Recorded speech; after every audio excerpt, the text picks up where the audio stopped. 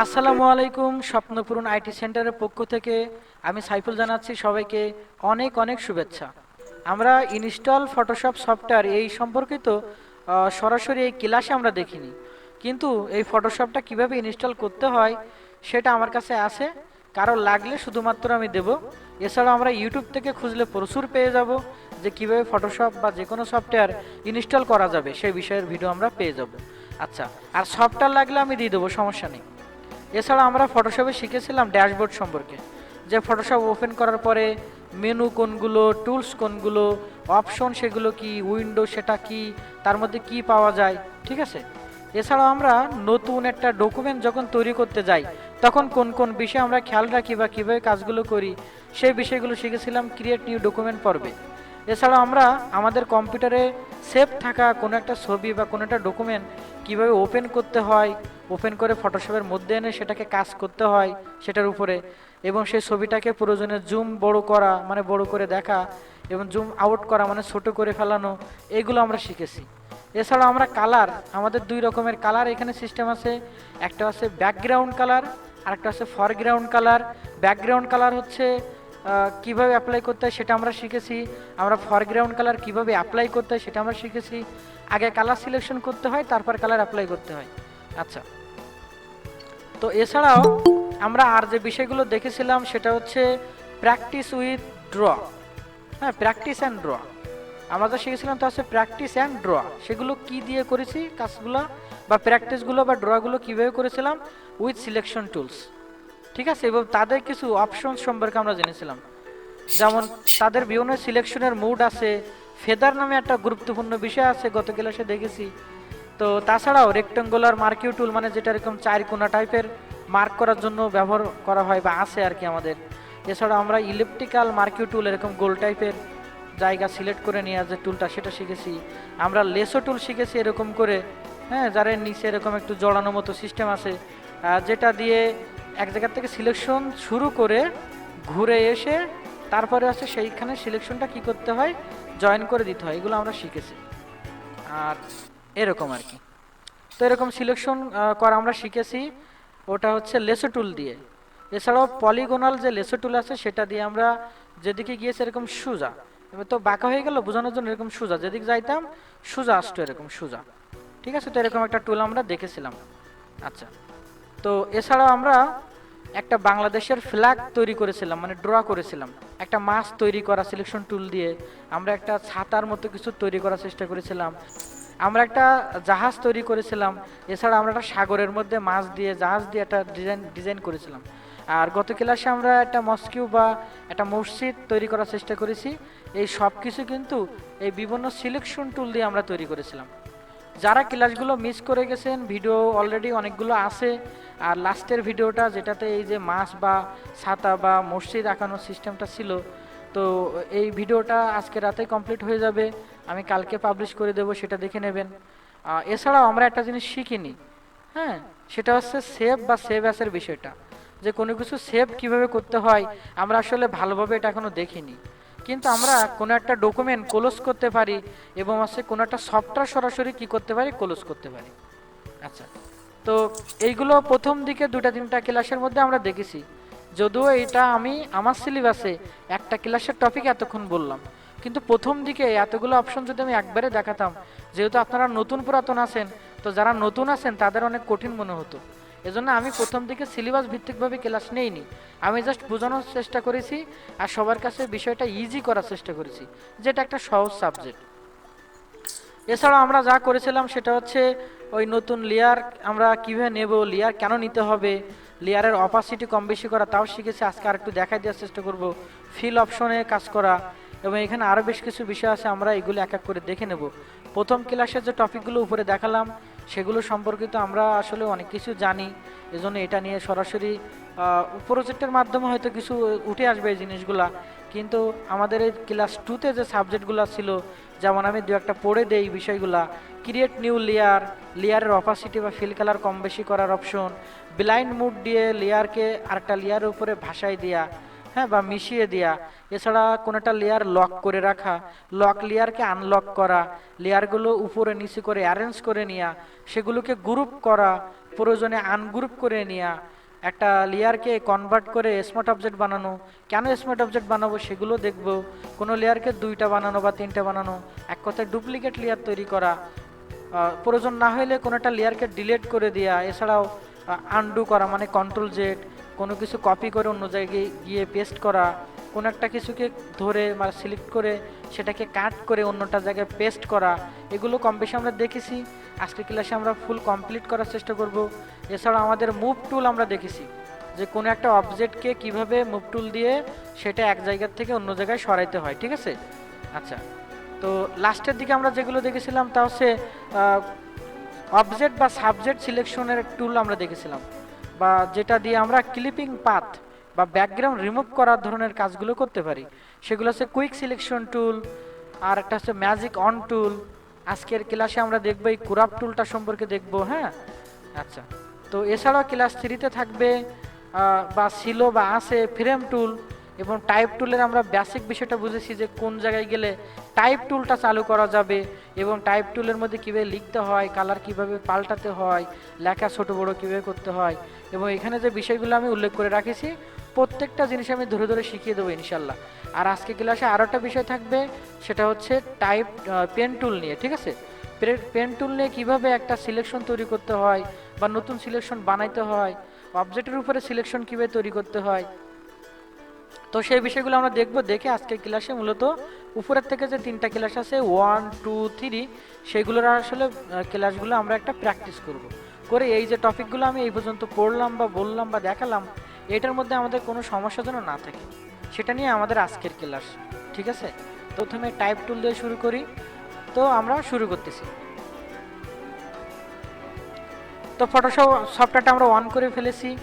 আমরা এখন এই উপরের ফাইল থেকে নিউতে যাব, অথবা এইখানে ক্রিয়েট নিউতে আসব, অথবা কিবোর্ডের কন্ট্রোল ধরে এন, এই যে এন একটা বাটন আছে না, এন একটা অক্ষর আছে, ওইখানে একটা চাপ দেব, দিলে আমাদের নতুন একটা পেজ আসবে। এটা হচ্ছে নতুন ডকুমেন্ট অ্যাকচুয়ালি। তো দেখেন, আমি আপনারা বলতে পারেন যে স্যারের তো সব মুখস্থ, কিন্তু কোথায় কি চাপ দিলে কি হবে, আমাদের তো মুখস্থ নাই। তো এখন দেখেন এই ফাইলের মধ্যে গেলে এই দেখেন নিউ নামের যে অপশনটা আছে সেখানেও কিন্তু কন্ট্রোল এন লেখা আছে। তো এটা আজকে কালকে পরশু দেখতে দেখতে কিন্তু আপনাদের মুখস্থ হয়ে যাবে। তখন দ্রুত কাজ করার জন্য আপনারা কিবোর্ড থেকে এনে প্রেস করলেই সরাসরি এই অপশনটা পেয়ে যাবেন, আর ফাইলের মধ্যে যাওয়া লাগবে না, কিংবা এখানে ক্রিয়েট নিউতেও কষ্ট করে ক্লিক দেওয়া লাগবে না। যাই হোক, আমরা জাস্ট একটা প্রিন্ট অপশন থেকে এ4 গিয়ে ক্রিয়েটে ক্লিক করলাম এবং একটা পেজ আমরা সামনে ওপেন করে নিলাম। তো প্রথমে আমরা টাইপ টুল সম্পর্কে জানবো, ঠিক আছে। তো দেখেন এইখানে অনেকের কিন্তু এই সফটওয়্যারটার ভিতরে টুলসগুলো কিন্তু এক লাইনে সাজানো, অনেকের কিন্তু এখানে 2 লাইনে সাজানো। তো একদম উপরে টুলসের একেবারে উপরে একটা তীরচিহ্ন মতো তৈরি করা আছে, ওইখানে ক্লিক করলে আমরা 2 লাইনে বা 1 লাইনে করে নিতে পারবো। যাই হোক, তো আমি এখান থেকে আসতে করে টি, এই যে টি দেখাচ্ছে এটা হচ্ছে টাইপ টুল। এইখানে আসলাম, এসে যদি সরাসরি মাউস দিয়ে মাউসের বাম দিকে জাস্ট একটা ক্লিক করে এই পেজের পর এনে মাউসটা, তাহলে একটা ছোট লেখা চলে আসলো। নতুন ভার্সনের এটা একটা সুবিধা, আপনি যে টাইপ টুল ইউজ করতেছেন সেটা বোঝার জন্য এই টাইপটা দেখলে আপনি বুঝতে পারবেন। আপনাকে বোঝানোর জন্যই কিন্তু টাইপ টুলে গিয়ে আমরা ক্লিক করলাম, সাথে সাথে কম্পিউটার কি করলো, কিছু লেখা বা টেক্সট দিয়ে দিল, ঠিক আছে, এটাকে টেক্সট বলা হয়। আচ্ছা, তো এই যে টেক্সট আমরা নিয়ে আসলাম, আমরা এখন যদি মনে করি যে এই লেখাগুলোর আমরা কালার চেঞ্জ করবো, আজকে টাইপ সম্পর্কে কিন্তু খুব ভালো করে জানতে হবে। তো লেখা যদি আমরা চেঞ্জ করতে চাই তাহলে আমাদের কোথায় যাইতে হবে, আমি কিন্তু এখন মুভ টুলে আছি, আর মুভ টুলে আসি বলে কিন্তু এটা সরানো যাচ্ছে, দেখেন আমরা সরাতে পারছি, এই যে সরাতে পারছি আমরা। সো আমরা এখন এই টাইপ টুলে গেলাম, যাওয়ার পরে লেখার মধ্যে ক্লিক করবেন, বাইরে যদি একটা ক্লিক করেন আর একটা নতুন লেয়ার চলে আসবে আর একটা লেখা দিয়ে দেবে, ঠিক আছে, টাইপ দিয়ে দেবে আর কি। সো এই ভুলটা আমাদের নতুন অবস্থায় হয়, আমরা আমাদের লেয়ার থেকে এটাকে ডিলিট করে দিলাম। ওকে, সো আমরা এই যেটা রেখেছি, আমরা টাইপ টুলে গেলাম আর ওই লেখার মধ্যে কোন একটা অক্ষরের উপরে জাস্ট ক্লিক করলাম, করলে এই লেখাগুলো এখন সিলেক্ট করা যাবে। এখন আর বাইরে নিউ একটা টাইপে আমরা যাইনি, ঠিক আছে। যাই হোক, তো এখন আমরা যদি এখান থেকে কিছু অংশ সিলেক্ট করি, সিলেক্ট করার পরে উপরে এই যে অপশনগুলো সব উপরে সাজানো আছে, আমরা আছি টাইপ টুলের মধ্যে। এখন কালারে যদি ক্লিক করি তাহলে এরকম একটা কালার প্যানেল তৈরি হবে, ঠিক আছে, চলে আসবে আর কি। সো এখন আমি ধরেন একটা কালারের উপর ক্লিক দিলাম, দেওয়ার পর সেই কালারটার ঘনত্ব কেমন হবে, বেশি ধরেন রেড কালার আছে, বেশি রেড নেব নাকি হালকা রেড নেব, কোন ধরনের রেড নেব আমরা, সেখানে গিয়ে মাউস দিয়ে একটা ক্লিক করেছি, করার পরে ওকেতে ক্লিক করলাম। দেখেন আমরা এখন মুভ টুলে গেলাম একটু, তো দেখেন এই কালারটা কিন্তু অ্যাপ্লাই হয়ে গেছে। আমরা আবার টেক্সটে গেলাম, লেখার এই মধ্যে ক্লিক করলাম, সিলেক্ট করে নিলাম, আবার কালার অ্যাপ্লাই করলাম এই উপরেই জাস্ট ক্লিক করলাম। তো অ্যাপ্লাই করার জন্য আগে সিলেকশন করতে হবে, সিলেক্ট করে নিলাম, এরপর ওকেতে ক্লিক করলাম, দেখেন এটা কি হয়ে গেছে, সিলেক্ট হয়ে গেছে।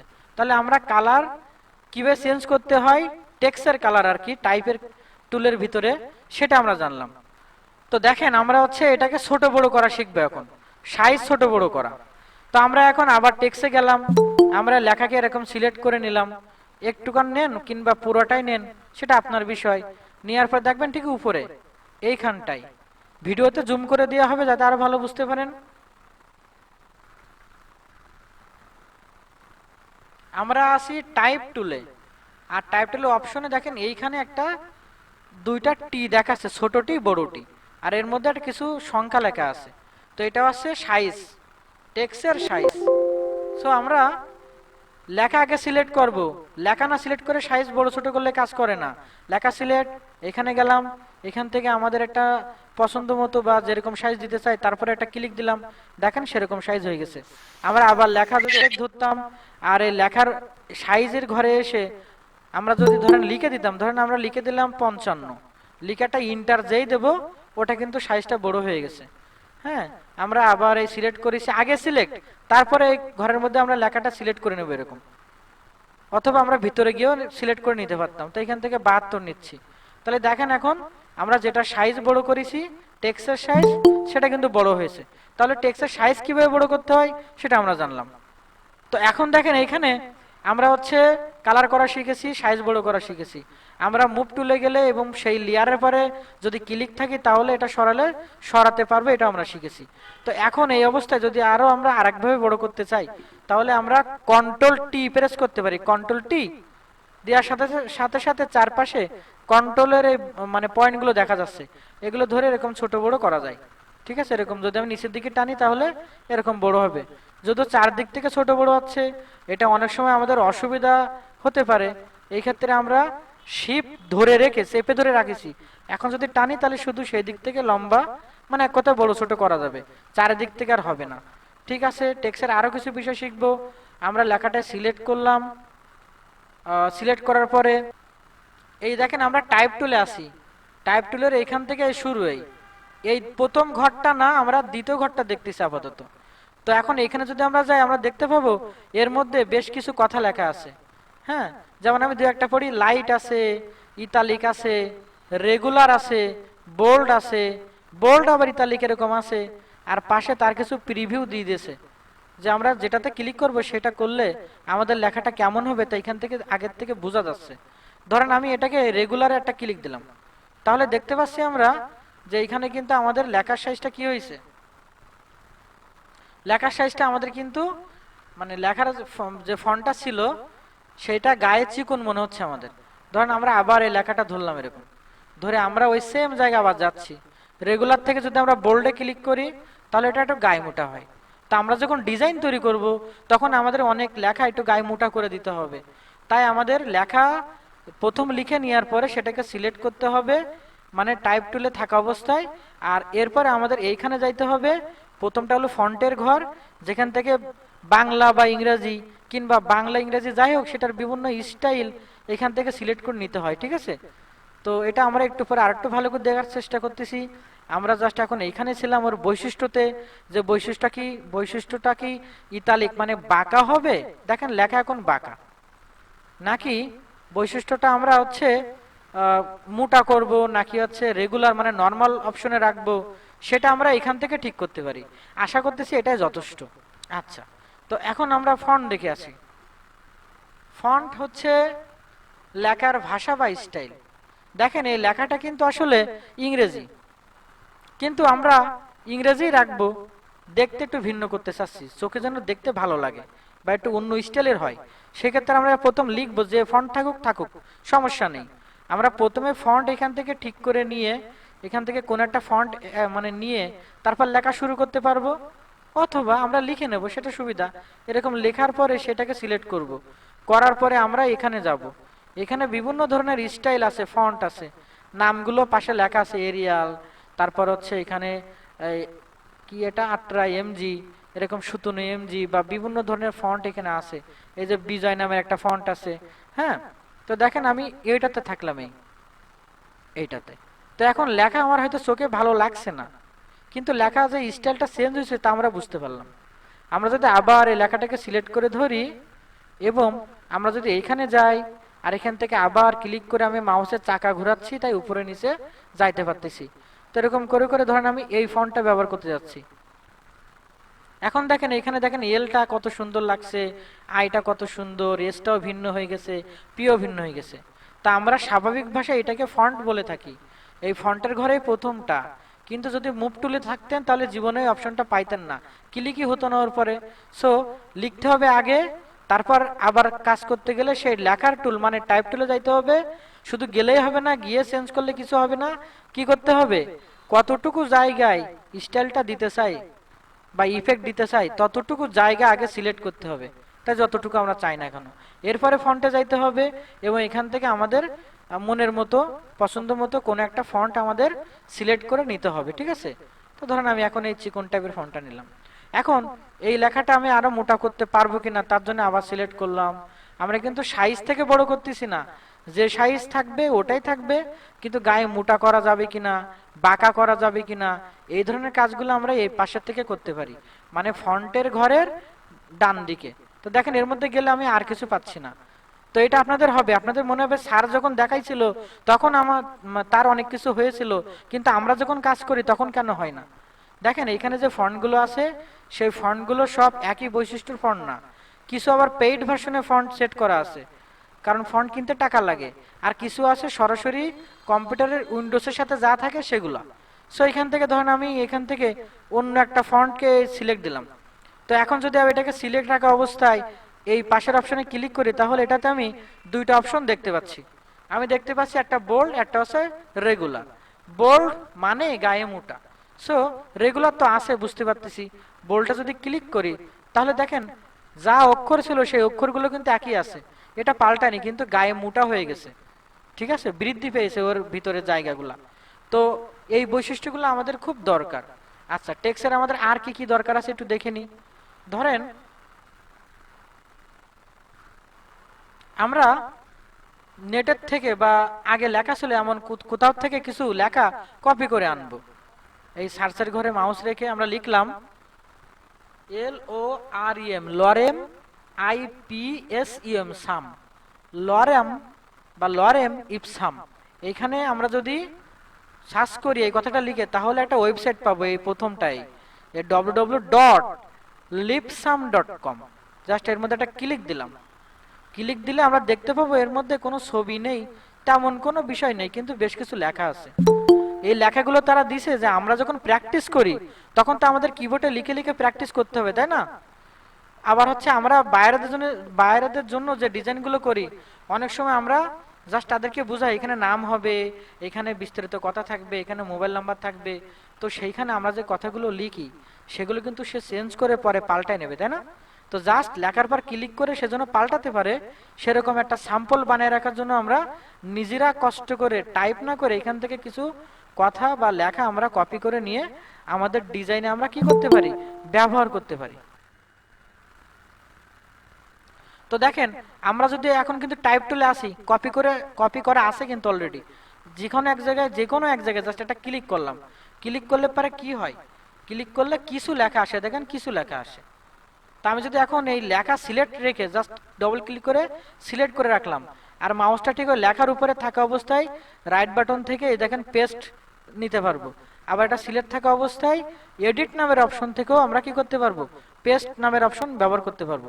তা ধরুন পেস্টটা ক্লিক করলাম, তো ক্লিক করলে আমরা কি দেখতে পাচ্ছি, আমাদের মনে হচ্ছে লেখাটা আমরা যেখান থেকে কপি করেছিলাম সেইখানে লেখাটা কেমন ছিল, সেখানে লেখাটা কিন্তু এই কিছু ওয়ার্ড দিয়ে এক একটা লাইন বাই লাইন সাজানো ছিল। মানে বেশ কয়েকটা হচ্ছে লাইন এখানে ছিল, 5টা 7টা বা 10টা। বাট আমরা যখন পেস্ট করেছি তখন এটা এরকম পাশাপাশি মানে এক লাইনে চলে গেছে, অনেক দূর পর্যন্ত চলে গেছে, এরকম অনেক দূর পর্যন্ত। তাহলে এটা একটা ঝামেলা, ঠিক আছে, এটা একটা ঝামেলা, এরকম হলে তো আমার সুন্দর হবে না। তো আমরা কি করব, আমরা কিন্তু কপি করেছি। একটা বিষয় ভালো করে খেয়াল করেন, দেখেন আমরা এই টেক্সট টুলে আসি, আর যদি সরাসরি আমাদের পেজের উপরে টাইপ টুল দিয়ে, টেক্সট টুল মানে টাইপ টুল দিয়ে একটা জাস্ট একটা ক্লিক করি, তাহলে দেখা যাবে যে মাত্র একটা লাইন এরকম লেখা আসলো। কিন্তু আমরা যদি টেক্সট টুলে যাওয়ার পরে, টাইপ টুলে যাওয়ার পরে একটা এরিয়া এরকম করে আস্তে করে ধরে, হ্যাঁ, পতাকা যেরকম তৈরি করার সময় আমরা সিলেকশন তৈরি করেছিলাম, ওরকমই একটা এরিয়া আমরা যতটুকু এরিয়া ধরবো, ধরে মাউসের বাম দিকে কিন্তু আমি ক্লিক অবস্থায় ধরে রেখেছি। আমি যখন মাউসের বাম দিকের ওই ক্লিকটা ছেড়ে দেবো, দেখা যাবে যে এখানে বেশ কিছু লেখা চলে আসবে এরকম। হুম, এই যে লেখাগুলো চলে আসলো, আমি যতটুকু এরিয়া করেছি তত ততটুকু জায়গায় কিন্তু লেখাটা আসছে। তো এই যে আমরা লরেম ইপসম ওয়েবসাইটে আসি, এখান থেকে আমি ধরেন কয়েকটা লাইন এভাবে ধরলাম এরকম, এই যে কপি করলাম, কপি করে এখন আমরা কি করব, আমরা আবার টাইপ টুলে যাব, এই লেখাগুলোর মাঝখানে একটা ক্লিক দিয়ে নেব, তারপর লেখাগুলো এরকম সিলেক্ট করব, এরকম সিলেক্ট করব করে আমরা ডিলিট দিয়ে পেস্ট করতে পারি, অথবা আমরা এই সিলেক্ট করা অবস্থায় কন্ট্রোল ভি অথবা রাইট বাটনে ক্লিক করে আমরা পেস্ট করতে পারি। তো এখন যে লেখাগুলো আছে সেই লেখাগুলো হচ্ছে আমাদের নেটের থেকে, ইন্টারনেটের থেকে কপি করে নিয়ে আসা সেই লেখাটা। কিন্তু আমি লেখা নিয়ে আসছিলাম আরো অনেক বেশি, এখানে এত কম কেন? তার জন্য আমরা আবার এই টাইপ টুলে আসবো, আসার পরে লেখার মধ্যে একটা ক্লিক করে নেব, দেখবো চারিপাশে একটা পয়েন্ট আছে, কয়েকটা পয়েন্ট আছে চারিপাশে ধরার মতো, ঠিক আছে, এরিয়া দেখাচ্ছে। তো এখন এই নিচের এই পয়েন্টটাতে ধরে, এই যে ডান দিকে তল, এই পয়েন্টটা ধরে যদি আমরা নিচের দিকে টানি, তাহলে আরো যে লেখাগুলো আছে সেই লেখাগুলো বের হবে। তার মানে আমরা যে ছোট এরিয়া করেছিলাম কিন্তু লেখাগুলো কপি করেছিলাম অনেক বেশি, তাই ওইখানে লেখাগুলো ধরিনি। হ্যাঁ, তো এখন যদি আমি এদিকে টানি তাহলে এদিকেও লেখাগুলো এরকম সাজানো যাবে এরকম। আর ছোট জায়গায় দিলে ওইটুকু জায়গায় যতটুকু যতটুকু জায়গা পাবে ততটুকু শুধুমাত্র সামনে দেখাবে এরকম। যেভাবে আমরা পতাকার জন্য একটা সিলেকশন করেছিলাম ওরকম করে, ধরেন আমি যতটুকু ধরে ছেড়ে দেব, তা যদি বেশি হয় তাহলে পুরো জায়গা জুড়ে লেখাটা দেখাবে, কম হইলে অল্প জায়গা জুড়ে আমাদের এটা দেখাবে, ঠিক আছে। তো এখন আমি এটাকে একটু বড় করে দেই, তো বড় করে দিলাম। আমি যদি ছোট করে দিই এরিয়াটা, তা ছোট জায়গায় সাজাবে, নিচের থেকে অংশটা কমাতে পারি। হ্যাঁ, তা আমরা দেখেন আমরা কিন্তু পাশে, দেখেন এই পাশে পাশে আছে, ধরেন মুভ টুলে চলে গেছেন, তখন পাশের ওই পয়েন্টগুলো বা দাগগুলো দেখাবে না। এখন যদি এটাকে এরকম সরাতে পারবেন, ঠিক আছে। তো আবার ফন্টের মধ্যে গেলাম, গিয়ে লেখার কোনো একটা অংশ যদি এরকম সিলেক্ট করে নিয়ে কালার দিতে চাই তাহলে কালার দিতে পারবো, কোনো সমস্যা হবে না। এই দেখেন আমি কালার দিতে পারিছি। তো ঘটনা হচ্ছে যে আমরা এটা যে লিখলাম, আমরা একটু যদি খেয়াল করি তাহলে বুঝতে পারবো লেখাগুলো কিন্তু এই এই যে ডান দিকে লেখাগুলো কিন্তু সুন্দর করে শেষ অবস্থায় সাজানো নেই, কোনোটা শেষে একটু জায়গা ফাঁকা, কোনোটা শেষে একটু বেশি জায়গা ফাঁকা হয়ে আছে, এটা আরো বেশি, এটা একটু কম। তার মানে লাইনগুলো ডান দিকে অ্যালাইন অবস্থায় নেই। কিন্তু আমরা যদি খেয়াল করি দেখতে পাবো লেখাগুলো কিন্তু এই পাশে ঠিকই কি আছে, সোজা অবস্থায় আছে, প্রত্যেকটা লাইন একই জায়গা থেকে শুরু হয়েছে। তো এইটাকে সাজানোর সিস্টেম আছে অ্যালাইন করা, যেটাকে বলে টেক্সট অ্যালাইন। তো এখন দেখেন আমরা যদি এটার কিছু করতে চাই তাহলে টাইপ টুলে যাইতে হবে, লেখার মধ্যে একটা ক্লিক দিয়ে নেব, তারপর লেখাটা সিলেক্ট করবে, এরকম করে একটু উপরের দিক খেয়াল করবেই। আমরা দেখতে পাচ্ছি এখানে 3টা টেক্সট অ্যালাইন তৈরি করা আছে, আর এখানে আসলে বোঝা যায় যে কোনটা দিলে আমার লেখাগুলো কোন পাশে সমান করে দেবে। তা আমি যেটাতে আছে সেটা হচ্ছে বাম সাইডে দেখাচ্ছে, মানে লেফট সাইডে, তাই আমার লেখাগুলো বাম সাইড ঠিক আছে। আমার কিন্তু লেখা সিলেক্ট করা এখনো আছে, আমি কিন্তু সিলেক্ট ছেড়ে দেইনি, ঠিক আছে। দেখেন আমি ছোট করে দেখাই আবার, দেখেন লেখা এখনো সিলেক্ট আছে, সিলেক্ট না থাকলে লেখা ভালো দেখা যেত স্পষ্ট, আর এই সিলেক্ট করেছি মানে অন্য একটা কালার হয়ে গেছে। তো এখন যদি আমি মাঝখানেটায় ক্লিক করি, এইটার সিস্টেম হচ্ছে প্রত্যেকটা লাইন ছোট বড় অনুযায়ী দুই পাশে জায়গা দেবে, ফাঁকা জায়গা, কিন্তু ওপর নিচে থেকে কিন্তু পুরোটায় যা লিখলাম তাই আছে, কিন্তু শুধুমাত্র দুই পাশটা এখন সমান নেই, সেন্টার করে সাজাইছে এরকম, এর দুই পাশে এরকম সমান নেই, কিন্তু দুই পাশে সাজাই দিছে, এটা হলো সেন্টার অ্যালাইন করা। তো এখন আমি যদি এই লেখাটাকে আবার এরকম এর ভিতরে একটা ক্লিক দিয়ে নিয়ে সবগুলোকে সিলেক্ট করি, করে যদি এই মানে ডান দিকে কাজ করবে, মানে রাইট অ্যালাইন, এখানে যদি একটা ক্লিক করি তাহলে আমরা দেখতে পাচ্ছি আমাদের লেখাগুলো এই লাইনের মধ্যে একেবারে ডান দিকে সমান আছে, কিন্তু বাম দিকে কিন্তু সমান নেই। তো এটা হলো দুই দিকেও সমান করা যায়, তা আমরা শিখবো। আপাতত আমরা একদম বেসিক লেভেলে টেক্সট লাইন মানে কি, হ্যাঁ, ফন্টের অপশন বা এই টাইপ টুলের অপশন সেটা আমরা জানলাম। তো ঠিক আছে, এখন আমরা এই টেক্সটের মধ্যে আবার গেলাম, গিয়ে আমি নতুন একটা লেখা দিতে চাচ্ছি, এটা না আলাদা। তাহলে একটা ক্লিক করলে কিন্তু একটা লেখা প্রথম আমার নমুনা মতো আসবে, দেখেন আসছে, এই যে আসলো। তো এখন আমি কি করবো, এই লেখাটা সিলেক্ট করেছি, করে আমি ধরেন কিছু লিখতেছি।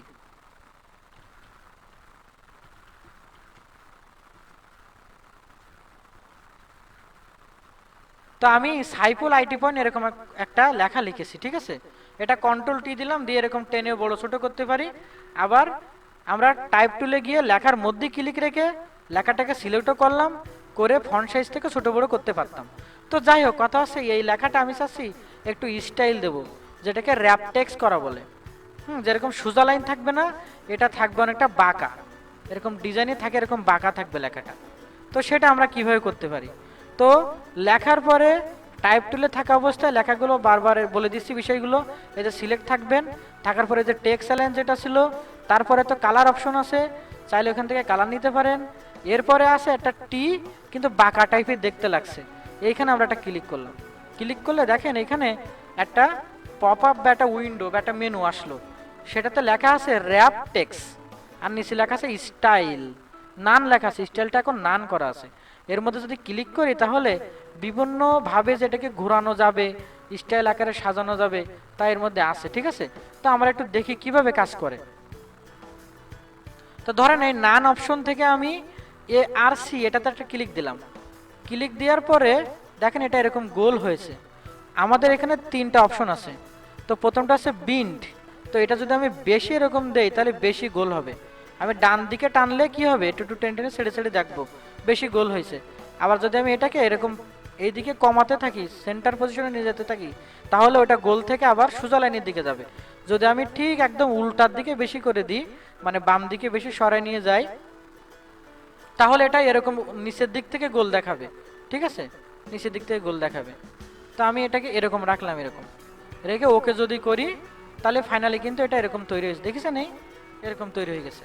তো ধরেন আমি এটার থেকে অল্টার চেপে ধরে আরেকটা এরকম কপি করে নিলাম, নেওয়ার পরে এটাকে আমরা আবার উল্টা দিকে ঘোরাতে চাচ্ছি লোগোর মতো করে। সো আমরা আবার এই নিচের লেখাটা টাইপ টুলে থাকা অবস্থায় নিচের লেখাটা সিলেক্ট করে নেব সব, নেওয়ার পরে আমাদের ওই সে অপশনে যাব যার নাম হচ্ছে র্যাপ টেক্সট। এই র্যাপ টেক্সটে আসার পরে আমাদের এই প্রথম এই অপশনটাকে বিন্ড নামের অপশনটাকে আমরা উল্টা দিকে ঘোরাই দেবো এরকম, ঠিক আছে, বাম দিকে নিয়ে গেছি। তাহলে দেখেন এখানে কিন্তু কি হয়েছে, একটা সুন্দর গোল টাইপের একটা লেখা আমরা দিতে পারলাম। আচ্ছা, তো আমরা একটু এইখানে আরেকটা প্র্যাকটিস করি। আমরা টেক্সট টুলে টাইপ টুলে আবার গেছি, একটা ক্লিক করলাম। ক্লিক করার পরে আমরা এই লেখাটাকে চেঞ্জ করার জন্য সিলেক্ট করতে হবে, করলাম, করার পরে কিছু লিখি।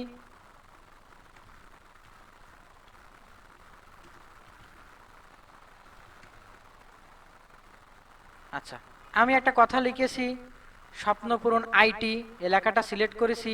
আমি এগুলো বারবার দেখাচ্ছি যেন কোনোভাবে এটা সমস্যা না থাকে, যেন মনে হয় খুব ইজি বিষয়গুলা, আমি এরকমই রাখলাম।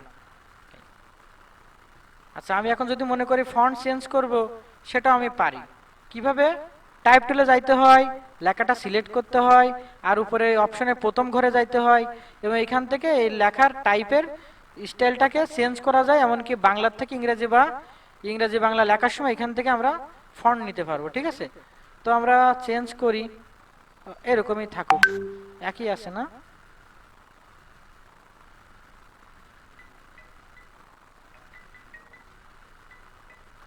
আমরা তাহলে এই লেখাটা তৈরি করেছি না, লিখেছি আর কি। তো এখন আমরা এই লেখাটাকে এরকম সিলেক্ট করে ধরে স্টাইল দেওয়ার জন্য আমরা আবারও ওই একই সেম অপশনে গেলাম, নান করা থাকে এটাকে ক্লিক দিয়ে আমরা ধরেন অন্যটা যেরকম ফ্ল্যাগ নামের একটা অপশন আছে এখানে আসলাম। তো দেখেন এখন লেখাটা কিন্তু এরকম ফ্ল্যাগের মতো বা ঢেউয়ের মতো হয়ে গেছে, তাই না। এটা সামনে দিলে এটা আরো বেশি এরকম গোল টাইপের হবে। আমরা এখানে আসার পরে আমরা এটা দেখতে পারবো প্র্যাকটিস করার সময়। এখানে আছে হরিজেন্টাল একটা অপশন আছে, একটা ভার্টিক্যাল একটা অপশন আছে। তো হরিজেন্টাল আর ভার্টিক্যাল বিষয়টা বুঝতে পারলে আমাদের সমস্যা না। তো দেখেন হরিজেন্টাল অপশনটা আমি যখন এই বেশি করতেছি, প্লাসের দিকে নিয়ে যাচ্ছি, তো দেখেন এই এক পাশে কিন্তু চিকন, এক পাশে মোটা হয়ে গেল।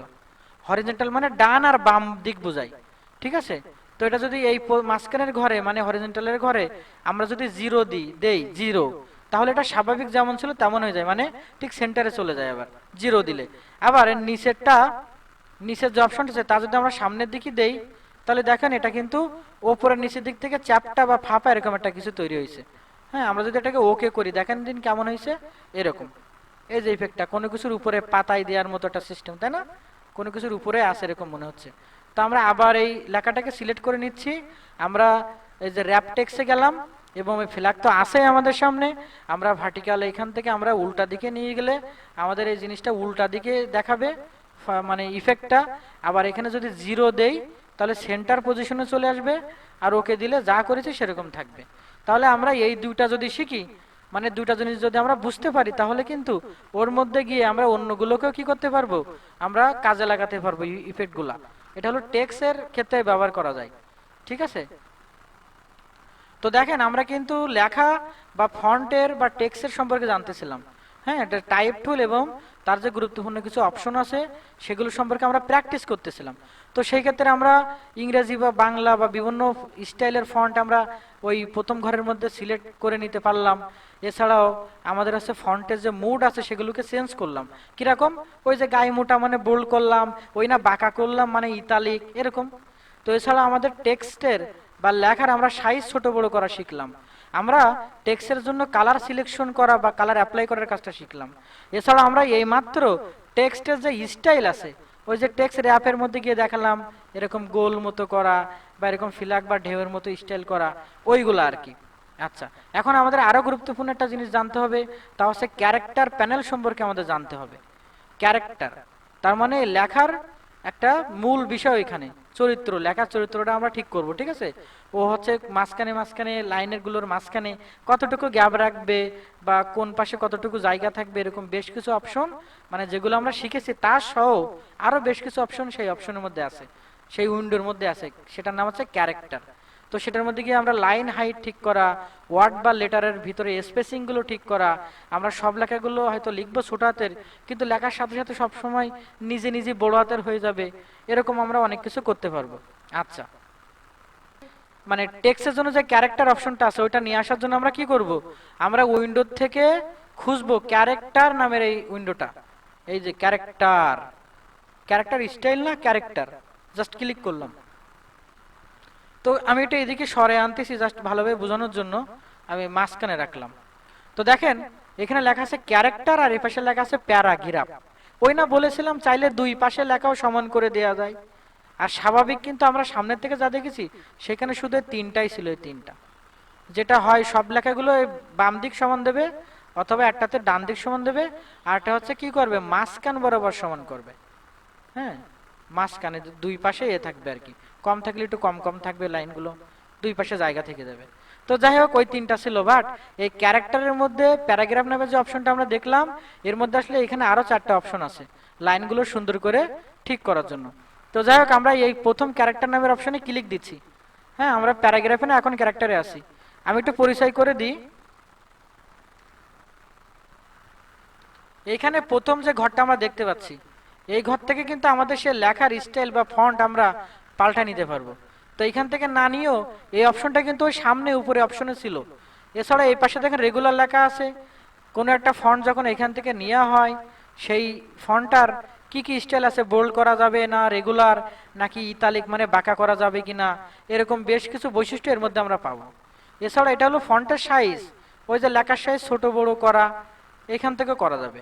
আচ্ছা, তো এর পাশে যেটা আছে দুটো ইয়ে আঁকানো আছে, আর একটা তীরচিহ্ন দিয়ে পাশে বোঝানো হয়েছে যে লাইনগুলো, ইয়ে মানে লাইন, লাইনগুলোর মাঝখানের গ্যাপ কম হবে না বেশি হবে, মানে সেগুলো কি গায়ে গায়ে চেপে থাকবে নাকি দূরে দূরে যাবে।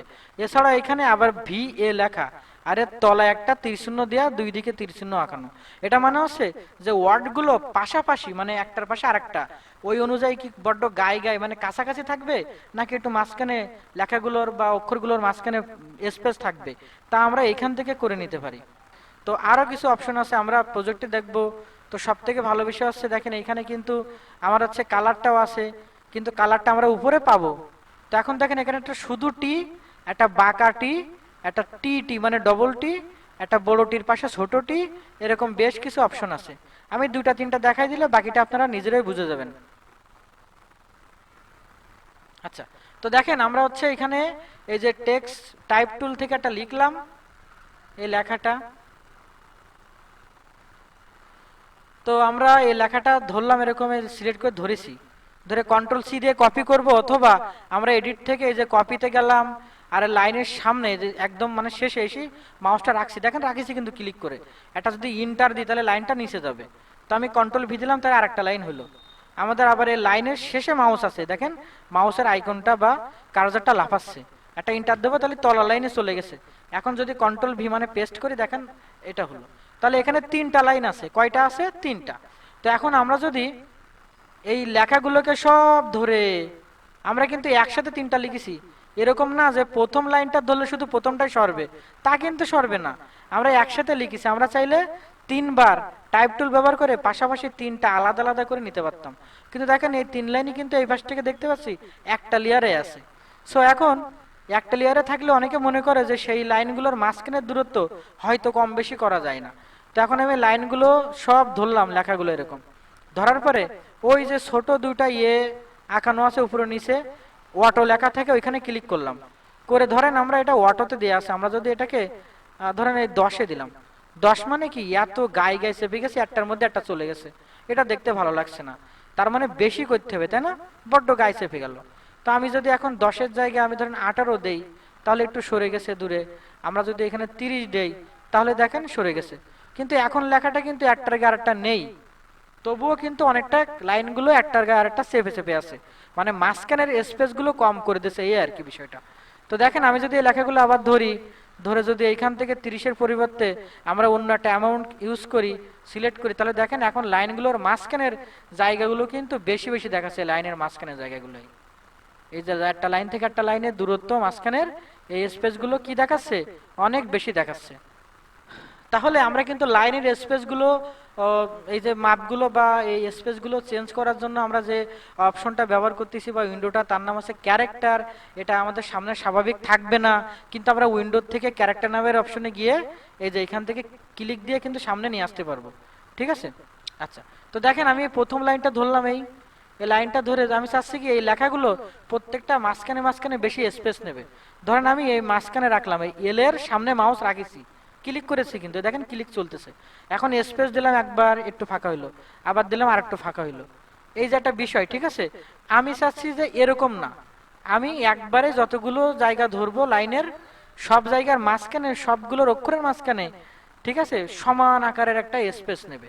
তার জন্য আমরা ঠিক আগে যে অপশনটা দেখলাম তার ঠিক তলায় যেটা আছে ভি আর এ লেখা, ওইখানে দেখেন 0 পজিশনে আছে। তো উপরে গেলে মাইনাস, মাইনাস যদি দিই তাহলে একটার গায়ে একটা খুব মানে ডানে বামে হিসাবে খুব গায়ে গায়ে চেপে গেছে লেখাটা।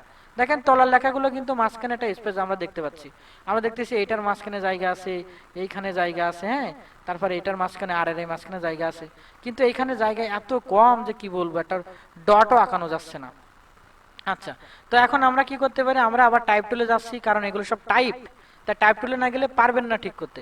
টাইপ টুলে যাইতে হবে, লেখার মাঝখানে ক্লিক দিয়ে নিতে হবে, নিয়ে লেখাগুলো সিলেক্ট করতে হবে, করে এই যেখানে ভি এ লেখা আছে ওইখানে গিয়ে যদি আমরা বেশি দেই তাহলে ওই বেশি বেশি হবে। দেখেন প্রত্যেকটা অক্ষরের মাঝখানে মানে লেটারগুলোর মাঝখানে ডান বাম দিক থেকে দূরে দূরে চলে গেছে সব, ঠিক আছে? দেখেন আমি যে লেখাগুলো লিখেছি এই লাইনগুলা প্রত্যেকটা লেখা কিন্তু বড় হাতের দেখাচ্ছে, কিন্তু আমি কিন্তু আসলে এগুলো বড় হাতের লিখিনি, জানেন? আমি লিখেছি ছোট হাতের, কিন্তু হয়ে গেছে বড় হাতের।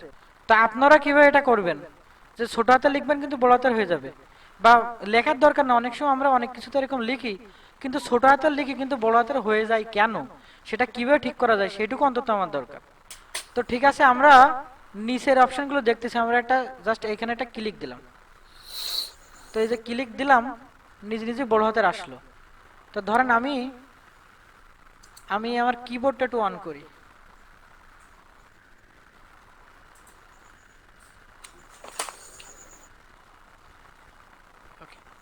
সো দেখেন আমি যদি ক্যাপস লক নামের একটা বাটনে চাপ দেই, আমাদের কিবোর্ডে কিন্তু ক্যাপস লক আছে, এই যে 1 2 3 এরকম জায়গায় ক্যাপস লক লেখা একটা জায়গা আছে, জাস্ট ক্লিক যদি আমরা করি এখন যদি আমরা কোনো জায়গায় কিছু লিখি তাহলে লেখাগুলো বড় হাতের যাবে, মানে বড় হাতের উঠবে আর কি। সেটা দেখাচ্ছে না ক্যাপস লক অন করা থাকলে কি হয়, এই দেখেন ক্যাপস লকে ক্লিক দিছে মানে বোঝাচ্ছে ক্যাপস লকটা অন হয়ে গেছে। এটা যখন হয় তখন আমাদের কিবোর্ডের ডান দিকে উপরে আর একটা বেশি লাইট জ্বলে। এতক্ষণ একটা জ্বলতেছিল, এখন দুইটা জ্বলে। তো যাই হোক, এখন দেখেন আমি এই এখানে যা লিখবো, ধরেন আমি নামটা লিখলাম, দেখেন বড় হাতের হয়েছে। তখন ধরেন এই ক্যাপস লকটা আমরা বন্ধ করে রাখলাম, এখন দেখাচ্ছে যে আসলে লেখাগুলো ছোট হাতের দেখাবে। তা আমি লিখলাম ওই সে একই কথা, এস এ আচ্ছা আই এফ ইউ এল। তো দেখেন দিন লেখাগুলো কি আসলে ছোট হাতের না বড় হাতের? সব বড় হাতের হয়ে গেছে। কিন্তু আপনার তো ক্যাপস লক চাপা নেই, আপনি তো বড় হাতের লেখেননি, তাহলে বড় হাতের কেন হইলো? এই সমস্যা আমরা নতুনরা পড়ি। সো দেখেন এর থেকে বাঁচার উপায় কি, আপনি যখন ক্যারেক্টারে কোনো কিছু টাইপ করবেন তখন ওই ক্যারেক্টারের অন করা তো থাকবে। আপনি কালকের থেকে যখন কাজ করবেন এটা জানার পরে, তখন ক্যারেক্টার অপশনটা লেয়ারের মতো একপাশে নিয়ে রাখবেন, কারণ এটা দরকার। ঠিক আছে, এটা দরকার। ছোট করে দিলাম, এইখানে রাখলাম, আর ক্যারেক্টারটা এখানে রাখলাম। ওকে। সো দেখেন এখন এখানে দুইটা টি যেখানে আছে ওটাতে ক্লিক দেখাচ্ছে। এটা যদি ক্লিক না থাকতো তাহলে আমি যে ছোটাতে লিখেছিলাম আসলে ছোটাতে উঠেছিল, কিন্তু সামনে ডিসপ্লেতে বড় হাতে দেখাচ্ছিল। এই জায়গাটাকে বলা হয় কেস। ঠিক আছে, আমাদের ওয়ার্ডের মধ্যে এরকম আছে যে আমরা ছোটাতে লিখবো কিন্তু পরবর্তীতে লেখাগুলো আমরা বড় হাতের মানে ক্যাপিটালাইজ করতে পারবো। তাহলে টি টি মানে ক্যাপিটালাইজ হয়ে যাবে।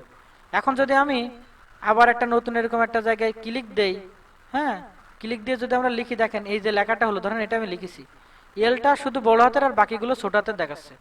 তো ছোট হাতে তো দেখাচ্ছে এর মধ্যে শিওর, এটুকু তো আমরা ক্লিয়ার। কেন দেখাচ্ছে? কারণ আমাদের এই হচ্ছে যে ক্যাপিটালাইজ যে অপশনটা সেটা ওয়ান করা নেই তাই। কিন্তু আমরা এটাকে ওয়ান রেখে, আমার মনে নেই ওয়ান রেখে আমি কি করেছি, আমি যদি কোনো লেখা লিখতে আরম্ভ করি তাহলে সেই লেখাটা যাই লিখবো না কেন ক্যাপস লক বন্ধ থাকলেও আমাদের কি হবে, লেখাগুলো বড় হাতের হবে। তো এটা আমরা মাথায় রাখবো। আরেকটা কথা, কোনো লেখা এরকম সিলেক্ট করার পরে গায়ে মোটা করতে গেলাম এইখানে চেপে, তো গিয়ে দেখতেছ কি, ধরেন এখানে বোল্ড নেই সাপোজ, বা এখানে দেখেন ইতালিক মানে বাঁকা করার অপশনটা নেই, কিন্তু ক্যারেক্টার যদি ওয়ান থাকে সেখানে একটা টি আছে বাঁকা দেখতে, যদি ক্লিক করেন তাহলে সেটাতে সামনে অপশন না থাকুক কিন্তু এইখান থেকে সেই কাজটা করে নিতে পারলেন। আবার তুলে দিলে এটা নর্মাল হয়ে যাবে। আবার বড় বড় গায়ে মোটা একটা টি দেখাচ্ছে প্রথমে, যদি একটা ক্লিক করি তাহলে এই লেখাটা গায়ে বোল্ড হইলো। ঠিক আছে, এরকম। তো দেখেন আমরা হচ্ছে কি করি, ধরেন আমরা একটা ইয়ে লিখলাম, ইয়ে লিখেছি, ছোটাতে এ লিখবো, তাহলে টি টি অপশনটা বন্ধ করে দিলাম, টু লিখলাম, প্লাস বি টু, এটা লিখলাম, এই যে লেখাটাই। এখন আমি ধরেন শুধু টু কে ধরলাম, টু ধরে এই এই লাইনে দেখবেন টির মাথায় একটা টু দেয়া আছে, মানে এ স্কোয়ারের মতো বানানোর জন্য টু কে শুধু ধরেছি, একে না, শুধু টু কে। আর এখানে একটা ক্লিক করলাম, দেখেন ওটা কিন্তু এর মাথার দিকে চলে গেছে। আবার এই টুটাকে ধরলাম, আবার এই সেম জায়গায় ক্লিক করলাম, হ্যাঁ, সুপার স্ক্রিপ্ট বলা হয়, সুপার স্ক্রিপ্ট। তো সুপার স্ক্রিপ্ট আমরা কিভাবে মনে রাখবো, ধরেন পুলিশ সুপার আর সাব ইন্সপেক্টর। তো পুলিশ সুপার তো বড় মানুষ, ভিআইপি, সে হলো স্যার, বড় স্যার, তাহলে সে উপরে উপরের র্যাঙ্কে আছে। আর সাব ইন্সপেক্টর যে, সে তার নিচের র্যাঙ্কে আছে। তাহলে পুলিশ সুপার মানে কি, সুপার স্ক্রিপ্ট। তো আমরা যদি এখানে একটা ক্লিক করি, ধরেন আমরা একটা এইচ লিখলাম, টু লিখলাম, আর ও লিখলাম, এটা লিখলামই। তো আমি চাচ্ছি কি ওই মাঝখানের টুটা এইসির পরে যেটা ওটা শুধু নিচে নামবে। তাহলে আমরা সিলেক্টে যাবো, এই টাইপের টুলে গিয়ে সিলেক্ট করলাম, এই শুধু টুটাকে সিলেক্ট করলাম কারণ ওইটাকে আমরা কিছু করতে যাচ্ছি। তারপরে টির যেটা নিচে ওয়ান বা টু আঁকানো আছে এরকম একটা আইকনে আমরা ক্লিক দিলাম, তাহলে কি হলো, ওই লেখাটা দেখেন নিচে চলে গেছে। তো এটা হচ্ছে সাবস্ক্রিপ্ট, যেটা তলায় থাকে। তো এখানে আরো অপশন আছে, আমি এমন একটা পথ আপনাদের দেখাই দিছি। এটা শুধু আমি দেখালে হবে না, আপনাদের এরকম লেখা লিখে সে লেখাগুলো এরকম সিলেক্ট করে এখানে এসে অপশনগুলো ট্রাই করতে হবে যে কোনটাতে কি আছে কেমন আছে। এখানে আন্ডারলাইন অপশন আছে, টির তলাটা দেখ, তাহলে ওটা দিলে কি হবে, দেখেন লেখার তলে আন্ডারলাইন হয়ে যাবে। যেটা আমরা মনে করতাম যে এটা করা যায় না, আমরা বরং একটা লেখা লিখতাম, লেখার পরে আরেকটা শেপ নিয়ে তলে এরকম দাগ মতো তৈরি করতাম, কিন্তু সেটাও করা যায় ক্যারেক্টার নামের অপশন থেকে। আচ্ছা, তাহলে আমরা কিন্তু টেক্সের অনেক গুরুত্বপূর্ণ বিষয় জানলাম। এরপরে আমরা যখন প্রজেক্ট করব তখন আমরা জানবো আসলে টেক্সের এই অপশনের মধ্যে আরো কিছু বিষয় আছে, কিন্তু এই যেগুলো আমি বললাম এইগুলো যদি জানেন তাহলে আপনার অন্যগুলোর টাচ করার প্রয়োজন পড়বে না। কারণ আমিও তো নিজে কাজ করি, আমাদের এই অপশনগুলো শিখলে আমাদের আর লাগে না।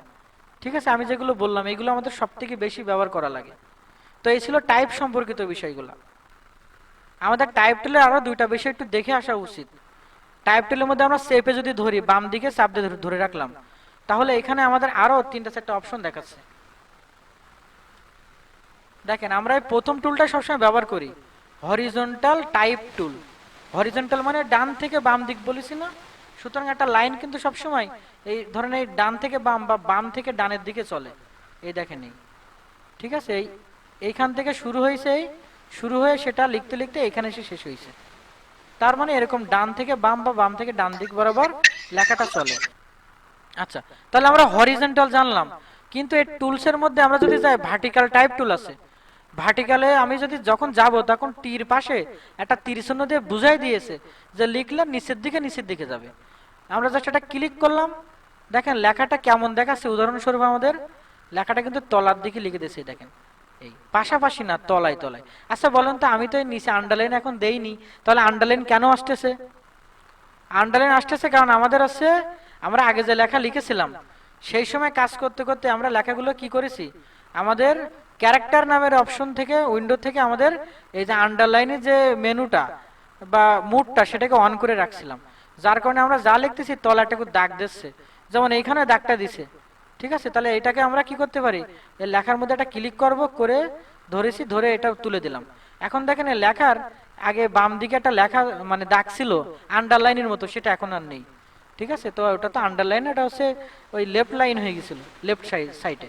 তো এখন তাহলে আমরা বুঝলাম যদি আমাদের উপর থেকে নিচের দিকে এরকম একটা করে অক্ষর করে করে লিখবো এমন যদি হয়, তাহলে আমরা ভার্টিক্যাল টাইপ টুলটা ইউজ করব। আমি একসময় কি করতাম, আমি যখন নতুন ছিলাম তখন একটু বুদ্ধি খাটাতাম, জাস্ট একটা ক্লিক করতাম এরকম, ধরেন একটা ক্লিক করেছি, ধরেন আমি নাম্বারটা লিখতেছি 0, এখন যদি 1 লিখি তাহলে ওর পাশে যাই উঠবে, তাই না? তো আমি কি করতাম, একটা ইন্টার দিতাম, ইন্টার, তাহলে তলায় চলে যেত মাউস। 1, আবার ইন্টার দিতাম 7, এরকম ইন্টার দিতাম 9, এইভাবে কিন্তু লিখতাম, ইন্টার দিয়ে দিয়ে তলায় নিয়ে যেতাম। কিন্তু আসলে এর মধ্যে একটা টুলস আছে যেটা হচ্ছে ভার্টিক্যাল টাইপ টুল। এখানে যদি একটা ক্লিক করি তাহলে আমাদের এক ক্লিকে তো লেখা এসে যায় বোঝার জন্য, তো দেখাচ্ছে এই লেখাটা কিন্তু তলায় তলায় যাচ্ছে। এছাড়াও আমাদের আরো দুইটা টাইপ টুল আছে, কাজের মধ্যে এই দুইটা দেখাই দেবো।